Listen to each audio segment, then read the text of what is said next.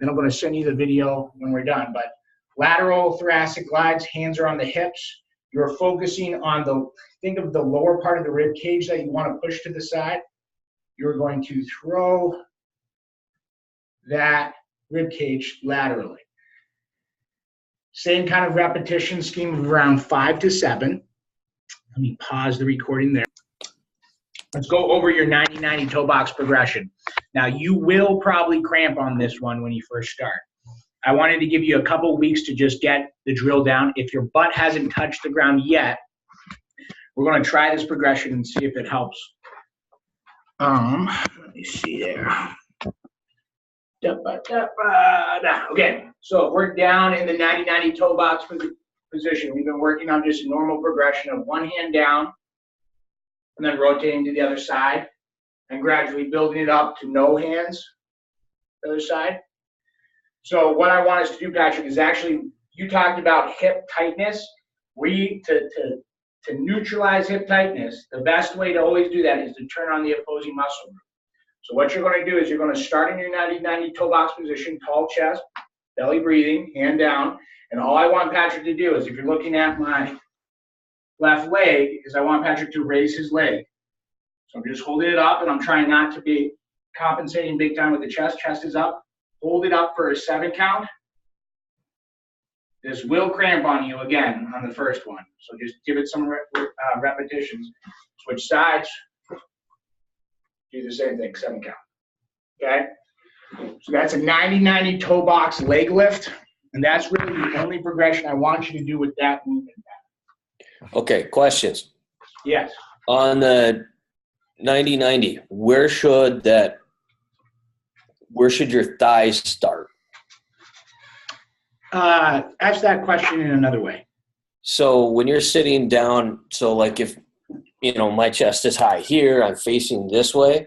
Yes. Do I want my front leg to come straight out of my hip, like where my torso would be straight in curve 90? Yes. Yeah. So I'll put it this way. So this is part of the teaching process. Remember, I'll give you the broad answer right now is yes and no. Remember how the mapping works is that to map out a joint, we have to move that joint around in all angulations and get strength in that position. So my answer to that is yes, try it in different positions. That will only help the mapping. A lot of times what I have found is that trainers are the biggest culprits of this, is that they get too dogmatic in your arm has to be at 90 degrees, your back has to be 100% flat, your hips have to be parallel. But the fact of the matter is that teaching your body in new positions only improves the neural mapping. Patrick will only get smarter at knowing where his body is and gaining control. So I would say alternate, switch it around. If you find that in one position there's more tightness in your hip, I would say go for it, stay in that position, breathe diaphragmatically and see if you can relax it, get strength in that position. But yeah, the answer to that question is yes and no. Go back and forth, move it around a little bit. Okay, the other thing, you're allowing your feet to slide? Right, so in that case. Cool? Or do I want to be eventually super strict and try and keep my feet where they are? Because when I keep my feet where they are, when I switch, I'm not even close to a 90. Right, so ideally, bud, we will get so much slack in our connective tissue and our muscles that, yes, your feet will stay in one position and you will just rotate to the other side. This is ideal.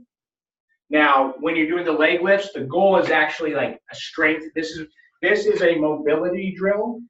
This leg lift is a strength drill. Strength is the best thing to combat stress. If we can teach your brain that your hip is strong in this position, that is the fastest way to relax the tightness. Because remember, tightness is threat. It is a sign that it is a window into the brain that your brain is concerned about the hip.